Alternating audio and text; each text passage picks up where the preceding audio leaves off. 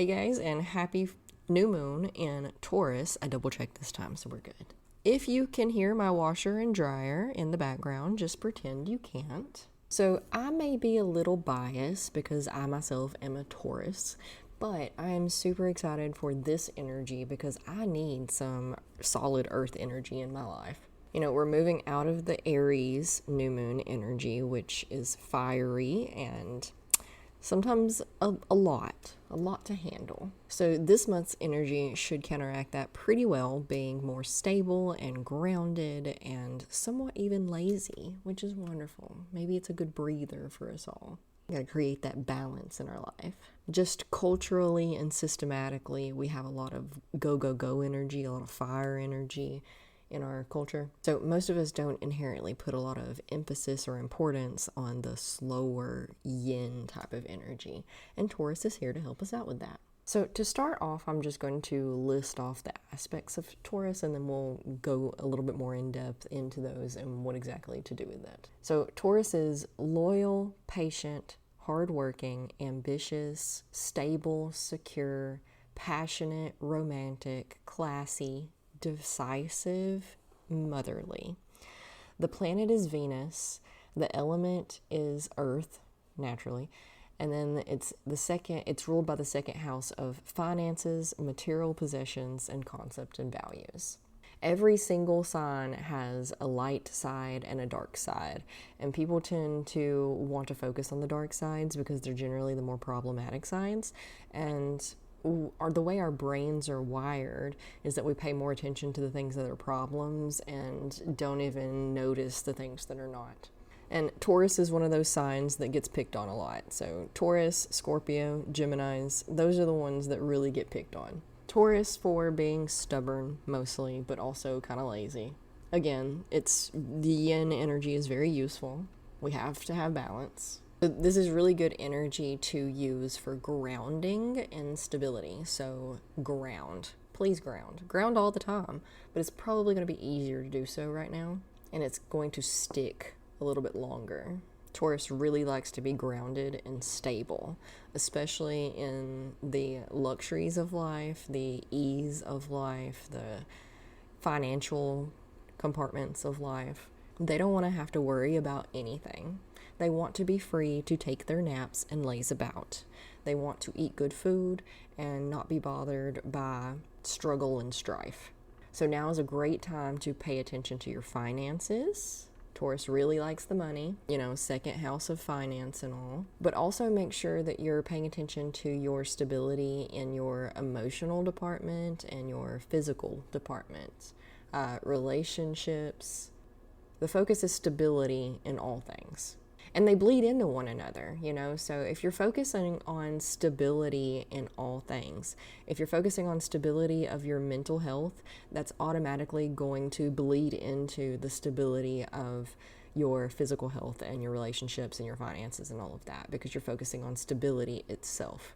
And as within, so without, right? As above, so below. One area of your life is always going to affect the surrounding areas of your life. So if you're getting more stable, if you're focusing on stability in one area, it's going to up the stability in all of the other areas, at least by a little bit. One can't rise without rising and lifting the others, at least by a little bit, whether or not you can actually notice those rises. Abundance, so stability, abundance. Taurus loves abundance of all of the things. Most of the time when we think about abundance, people are thinking about money, and that's a great place to focus on abundance because money makes the world do things. But again, when we're focusing on abundance in any aspect of our lives, it raises the other ones as well. So abundance in all forms, not just money, but resources, time, opportunities, love, health, happiness, peace, all the things, abundance and all the things. Remember, count your blessings, gratitude. Gratitude will help you find the abundance if you're having a problem, if you're struggling finding it. This is a great time to focus on your confidence and self-worth and self-esteem, and also your values and priorities, which are going to in turn help you raise your self-worth and confidence and self-esteem. Because regardless to whatever, if we know exactly what our values are, then we can orchestrate our priorities and our time to focus on those priorities, which in turn is going to raise our self-worth. A lot of times we don't realize that our self-worth problems are actually due to the choices we're making right now, every single day, little by little. And you have all these dreams. You could do XYZ. You could do and be anything you want to be.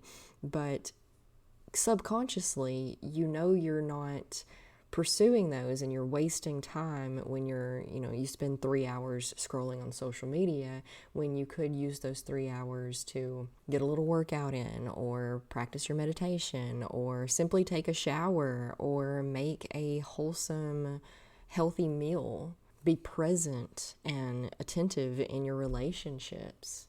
Pull up Duolingo and practice a new language. Read a few pages of your book.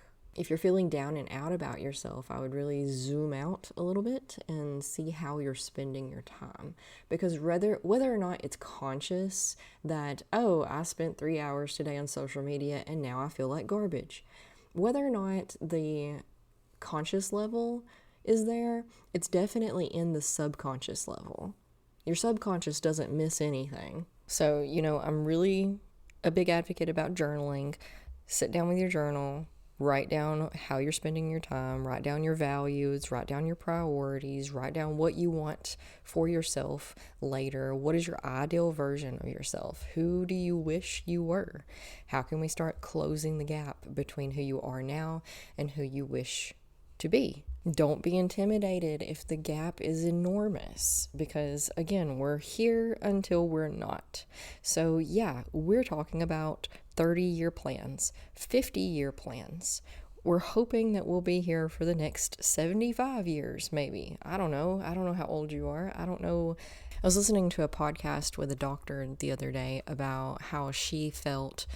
She was talking about the medical system and the healthcare system and how we live just generically in across the board. And she said that she feels our lifespan should be on average 120 years old. So yeah, I'm on board with that belief. That sounds like a belief that I would like to have. So imagine you had 75 more years guaranteed to live. It's never guaranteed. Nothing's guaranteed. We could all die tomorrow. Who knows? But imagine that we have 75 solid years to work with. And at the end of this, we are going to, actually way before we even meet the 75 years, because we vastly overestimate what we can do in a single year, but vastly underestimate what we can do in 5. So if we take all of the pressure of time and the overwhelm of the tasks in front of us out of the picture, okay? So no overwhelm, no by the amount of tasks, no pressure for time, no, none of that. What do we want to do? How do we get there? Who do we want to be? How do we start implementing daily lifestyle habits to get closer to being that person? There is no time limit, and it is not too late. Start planting seeds. And my mic went out, so I suppose I'll start wrapping this up now. Forget to find the beauty and pleasures in life, because that's a big aspect of Taurus energy and Venus energy. Check out the journaling templates in the Patreon shop. Focus on indulging in self-care, and let me know if you have any questions. I love you so much. Namaste. Talk to you later.